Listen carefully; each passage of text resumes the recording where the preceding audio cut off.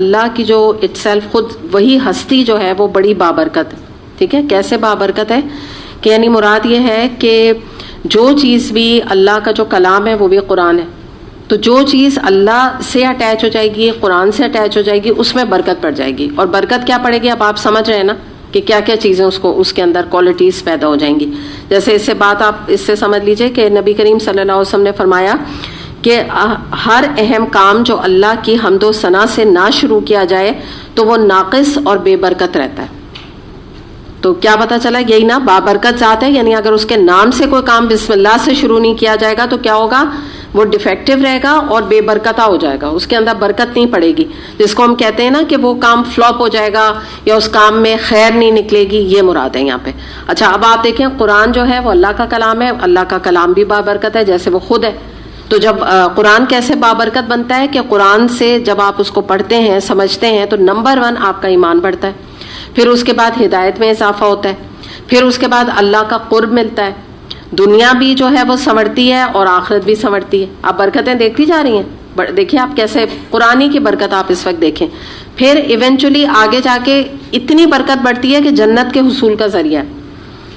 پھر یہ ہے کہ جس کام میں اللہ کی مرضی نہ ہو اور انسان وہ کام کر لے تو یاد رکھیے گا وہ کام کبھی بابرکت ہو نہیں سکتا, ہو ہی نہیں سکتا. اس کے اندر یعنی کبھی کوئی کوالٹی نہیں پیدا ہو سکتی اس کام میں. اس کے علاوہ یہ ہے کہ اللہ کی اطاعت کا اگر آپ کہیں کون کون سے کام بابرکت ہیں تو یہ ڈیفینیشن سمپل بتا دی. اللہ کی اطاعت کا ہر کام بابرکت ہے, اس کے اندر برکت پڑ جاتی ہے. نیکیاں, کوئی بھی نیکی, اب اینی نیکی, کیونکہ ظاہر ہے اتنی ساری نیکیاں ہر ایک تو نہیں مینشن کی جا سکتی نا. آپ جیسے سمجھ لیجیے سچ بولنا, امانت کا خیال کرنا, اس کے علاوہ وعدہ پورا کرنا, غیبت نہ کرنا, بیک بائٹنگ نہ کرنا, سمجھ رہے ہیں نا آپ. اس طرح سے آپ چیزیں لیتی جائیے. ہر نیکی, کسی کی مدد کر دینا, کوئی اچھی بات کسی کو آگے بتا دینا, یہ سب نیکیاں ہیں. تو یہ سب باعث برکت ہیں.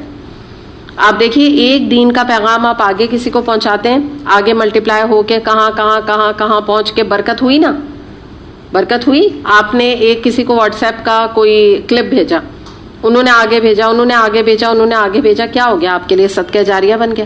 آپ نے کوئی بکلیٹ کسی کو آگے دی, انہوں نے آگے دی, انہوں نے آگے دی, وہ آپ کے لیے صدقہ جاریہ بن گیا. تو ایک برکت یہ بھی ہوتی ہے کہ ایک نیکی کے بعد دوسری نیکی کی توفیق مل جانا, یہ بھی برکت ہے, یہ بھی اس کے ڈیفینیشن میں آتا ہے.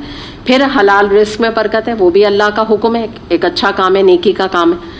حلال رزق میں برکت کیسے کہ تھوڑا سا رزق زیادہ لوگوں کو پورا ہو جائے گا, تھوڑی سی سیلری پورے مہینے سے بھی زیادہ چلے گی کیونکہ اللہ برکت ڈال دے گا اس میں. اور حرام پیسہ بے برکتی ہے. یاد رکھیں کہ حلال سے, سود سے, دھوکہ دہی سے, فراڈ کر کے پیسہ لیا جائے گا, یا تو اللہ نہ کرے کوئی بیماری آ گئی اس میں لگ جائے گا, ایکسیڈنٹ ہو گیا گاڑی میں لگ جائے گا, کسی نہ کسی طرح ہو کے نا اس کا انجام جو ہے وہ قلت ہے, ختم ہو جائے گا.